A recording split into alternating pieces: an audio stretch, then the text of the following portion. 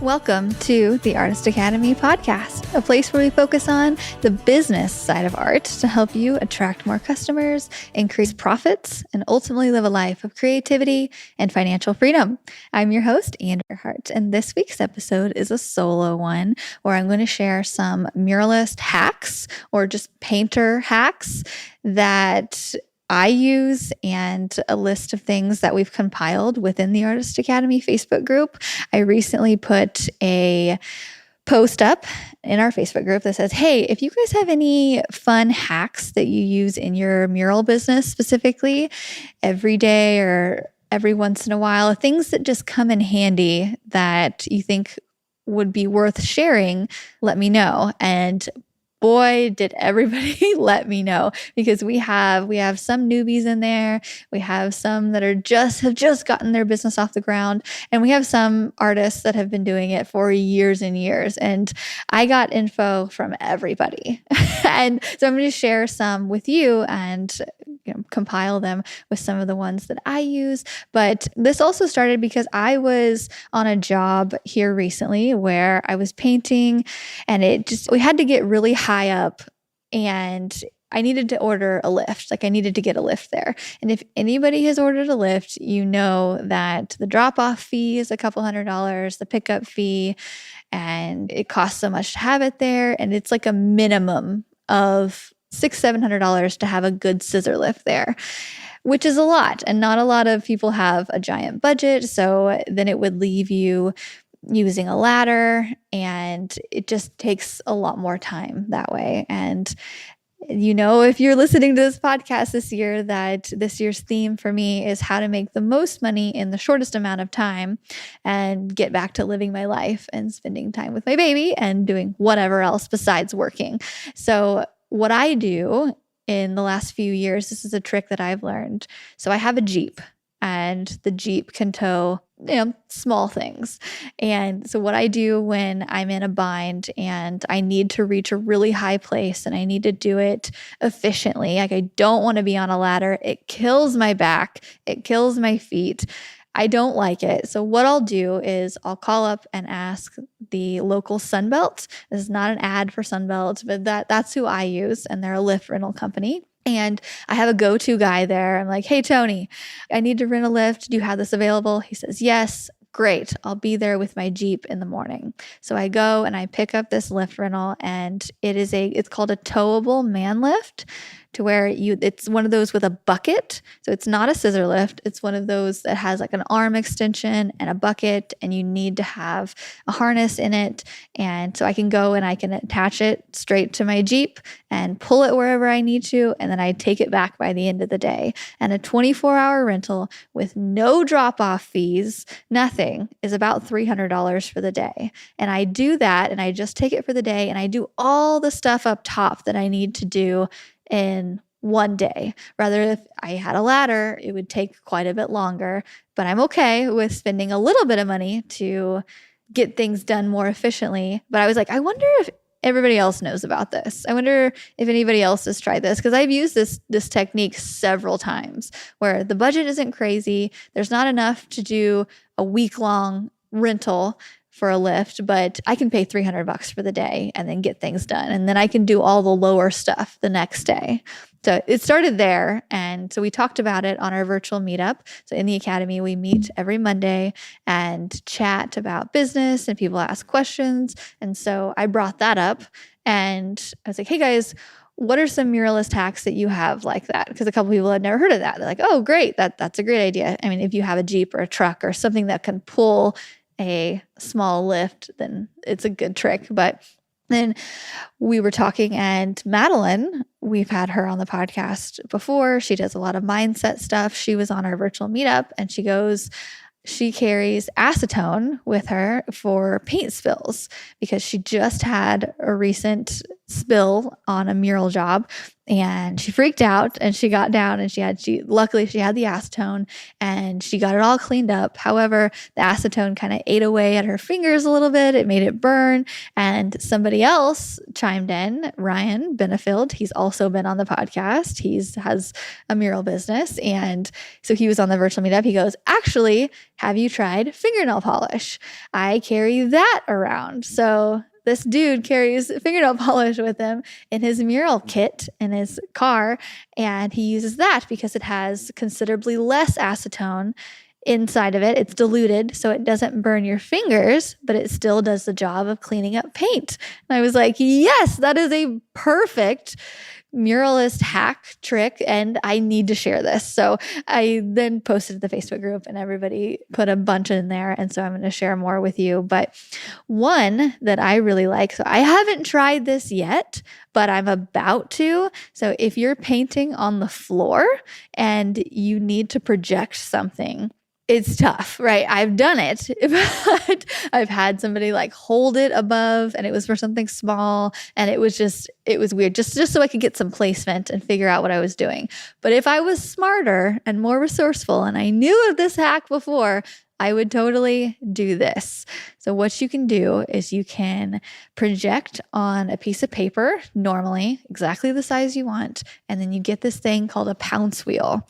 And it's basically like it has a little handle, and then it has a little tiny wheel on the end of it that's like, I don't know, 1/4 of an inch big, or maybe like less than an inch big. And it has little spikes on it to where you go and you run that little spiky wheel all along the traced edge, and it creates little holes in the paper, and then you put it down, and then you put chalk, like a chalk pad over it, and you run your chalk pad over the little holes. And so when you lift it up, you see little dots of chalk around it. So you don't have to project straight on the floor. You can project straight onto the wall, onto a piece of paper.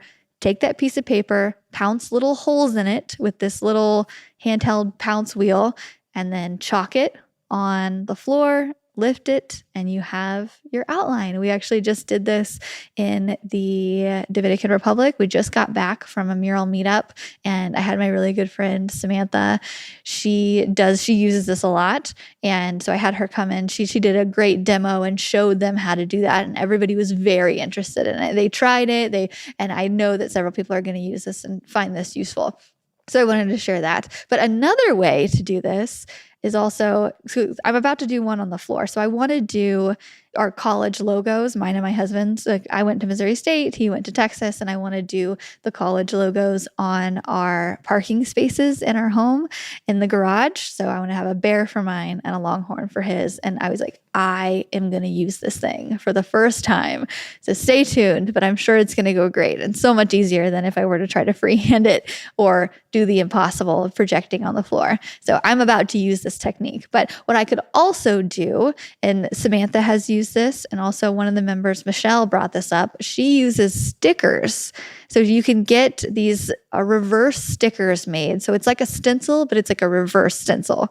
So if I, like, say, for instance, I am painting a heart on the floor, right? And so I send this picture of this very specific heart or logo or whatever. You send it to a printing company. There's a couple printing companies locally that would do this. You just kind of have to look around and see who would print out stickers for the floor. But you send them a certain vector file for it. And so they print out that's the best way to explain it. It's just like a reverse sticker. So instead of having the stencil or the sticker be the shape of the heart and you stick it on something and then sticker is in the shape of the heart, it's actually the opposite. So there's a space where the heart would be. And so you can just roll paint within that heart shaped, and then you take up the sticker, and then that's that. So you have it made for you, stick it to the wall or the floor or wherever you're wanting to go. I know artists who'd use this for lettering. So they'll have reverse lettering sticker made so they can put it on the brick wall or whatever wall, and you get perfect straight lines like that. If you don't like lettering, this is a huge hack. Just get a reverse stencil made and stick it to the wall and then peel it off. And it's great. I know several artists who've used this and it's been great. I haven't heard a bad thing about it. So I know it works. I haven't personally used it, but I'm sure I will in the future. The next tip is with palettes. I use a bunch of different things for palettes. I use aluminum turkey pan. So the thing you cook your turkey in for Thanksgiving, the throwaway thing, I use those of all sizes for my palette. But Courtney Clark, she's in the academy. She says that she uses the throwaway plastic containers. So any kind of to-go box that you get that is reusable. So not the foam ones, but any kind of plastic to-go box because they have the lids on them. Super nice. I use yogurt containers to hold paint, coffee containers, anything with a lid is even better. So that's a really good free way to use up things that you would normally throw away and use them for paint and then throw them away eventually. So that's a really good cost-effective way. However, I would pay good money for some kind of mural palette that had cups built within it, like a tray that was flat, but also had cups built within it so that I could put my paint in it, maybe on the sides or wherever, and also mix in the same tray because the aluminum turkey pans are great, but it's all one flat thing. So if I put paint inside of it, which I like to do, I typically put it on all four corners. But if I tilt it, then it all runs together and it's just not, I would pay good money for a palette, a muralist palette specifically. It's not out there. Nobody's invented it. Somebody should. And yeah, it's something with cups in it. Something I found that's kind of close to what I'm talking about is like a muffin tray. So they have those cups in it that come down to hold the paint. Muffin trays are really good. However, then there's no place to mix your paint within that. So I want a hybrid. I want a hybrid of my turkey pan tray and my muffin tray, but it doesn't exist. But Jessica Brackett, she's new to the academy and super active in the group. She commented on this. She said that she uses covered plastic egg trays as a paint palette, and they also have the lid. Love it. Something I want to add to all of that, if you just have a spray bottle and spray the top of your palette before you put on the lid, sometimes I'll just overspray my cups if I don't want to put a lid on them overnight. I just overspray to get just a really thin layer of water over the top. That way everything stays for the next day and I don't have to remix anything and nothing gets all goopy. So a little bit of water goes a long way. And the Lacey Crime, she's in our Artist Academy. She says that she never shows up on a project without baby wipes. And I've been buying baby wipes since before I had a baby, which is so funny. I've had a big box in my studio because she is so right. You know, it's one thing to have rags and stuff, but to have a ready to wipe wet thing that you can just quickly wipe away messes, a genius. Baby wipes, and they're really cheap. So throw some baby wipes in your mural kit. One painting tip, Corrado, he says to never use fluorescent paint for exterior work. And I'm going to add to this because I've made that mistake and didn't know. So, and this is about 2 years ago. I was newly pregnant and I was doing an outdoor mural and they wanted it to be fluorescent. I said, okay, great. And so I went to the store and I got some fluorescent paint and it looked great. I did some spray paint and it looked awesome. And I have now since seen that a little over a year later. Oh, wait, almost 2 years later. Wow. And it looks, you can tell there's color there, but it's not the fluorescent thing that it once was. So fluorescence and the sun do not work well. And I learned it the hard way. So I'm telling you, now you know. Gary Gomez has a trick that he just used the other day, which is if a drip of paint gets on the carpet, immediately just spray it with that spray bottle I was talking about really closely, like within an inch of the spray, and then just dab it with a rag over and over. So spray it and dab it and it'll come right up. So don't like wipe it all around or get it heavily wet and then just dab it up. Or if it is dried, then sometimes it's just best to cut it out. Like it's dried paint in carpet, just one little snip with a razor and it's gone. Another tip, Adriana Amish, she was at our mural meetup here recently in the Dominican. So I got to meet her in person. She had a lot of tips to share, but one that she said that really stood out is a step stool. So I like this because not just using a ladder, everybody brings a ladder, but bringing a step stool, they have flatter things for you to stand on, which helps my back. They're typically a little bit smaller than a ladder, so it's a little bit easier to tote around. However, you can't reach up quite as high, but that's okay. But it can also serve as a platform to set your projector on. It not only being easier on your feet, you can sit on it. And overall, I would much rather have a step stool rather than a ladder. So I know that's preference, but try it out if you haven't. Another one, since we were just in the Dominican, we had to project this giant whale on the wall. So we painted a lot of stained glass type stuff around this property in the Dominican Republic for our mural meetup. And we were there, and I brought my little mini travel projector. So it didn't quite have the lumens that my normal Epson projector has. Really powerful. You can see it in dim light. This one does not, mostly because I just didn't want to pack something really big in my suitcase. So I brought my little one, and we were projecting at night, and we were doing a projection lesson, and it was really blurry because it had to be pretty far back. So it was really blurry up on the wall, and Rich Marks came and he saved the day because he showed us a technique to where you put charcoal and you tape it to the end of a big stick. That way, whenever you're projecting, and because when you're like really close up to something, a projection, and it's blurry, it's just hard to see. So typically I'll have a piece of paper or my iPad in my hand to kind of help navigate and see exactly what I'm painting or outlining. But Rich's idea is, so since you have that charcoal on a stick, it allows you to step back several feet to where you can it's like an extension of your arm, because if you step back, you can see the projection a lot better. And he does this whenever he's drawing things out. That way he's not right up close to the mural because it's so big, right? People come up and people ask, how do you even know what you're painting? It's so big. You're up close to it. Like, don't you have to step back so much? Yes. So having that long stick for a drawing utensil helps you to step back and really see what you're drawing or projecting or tracing in the moment. And it's just a little bit easier to make sense of it. So I really liked that trick that he demonstrated to everybody. Sarah Drake says that she keeps a box of sandwich bags in her mural kit. So she does this. Can anybody guess why you'd want sandwich bags for lunch?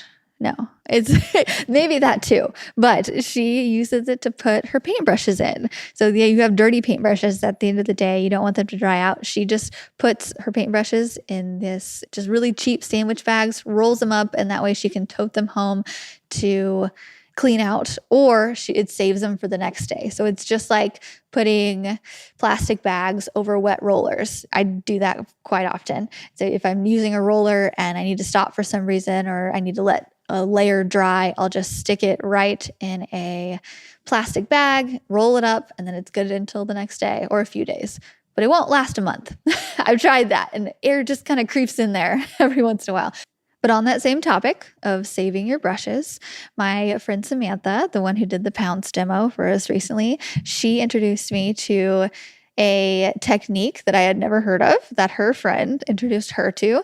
And it's this idea that you have 2 buckets of water. So instead of one, like we all have one, right, to put our brushes in and have water and all the things. So she has 2, and they both have lids on them. So that way when you're transporting them, nothing splashes anywhere. But she has 2 buckets of water. One has just water in it, and one has water with just a little bit of dish soap. And what she does when she's on a mural job, so she doesn't have a million dirty brushes, is when she's done with working with a brush with a specific color, say she's painting red, and she's like, I really want to use the same brush and paint yellow.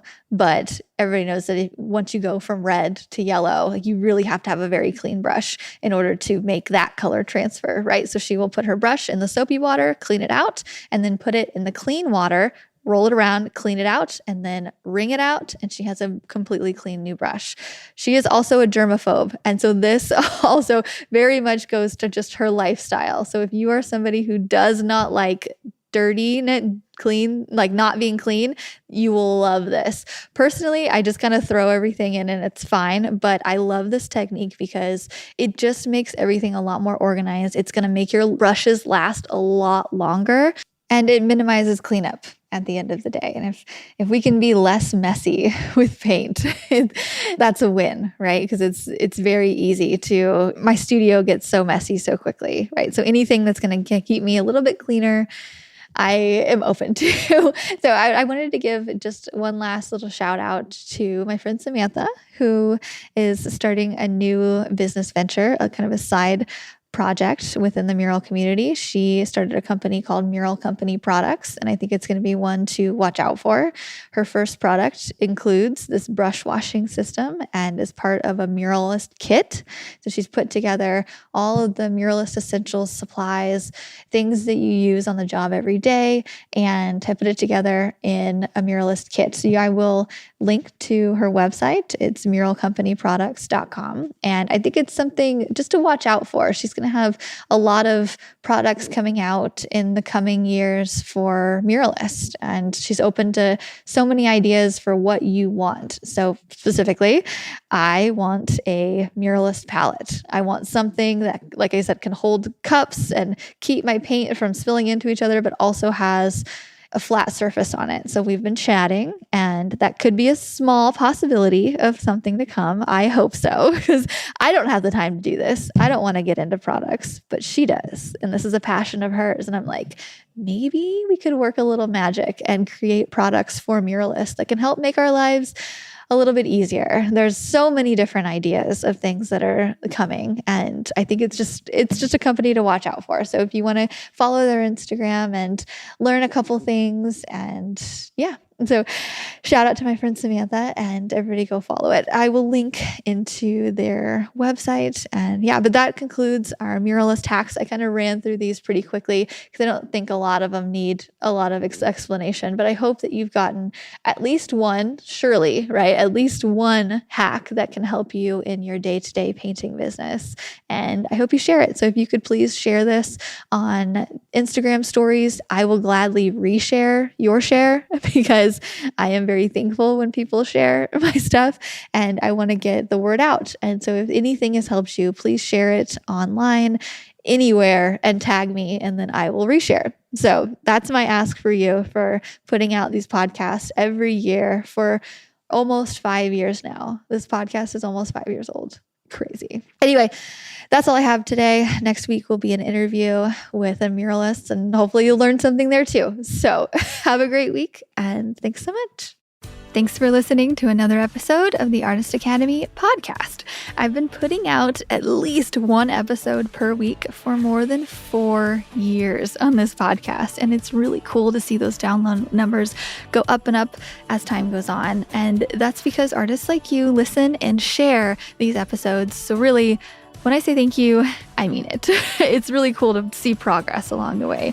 And anyway, if you like this type of art and business content, then I highly encourage you to get the audio version of my book, Mural Money, with over 15 hours of listening inspiration. I'm currently running a special of just $17 for the audio version. You can go to muralmoney.com to find it.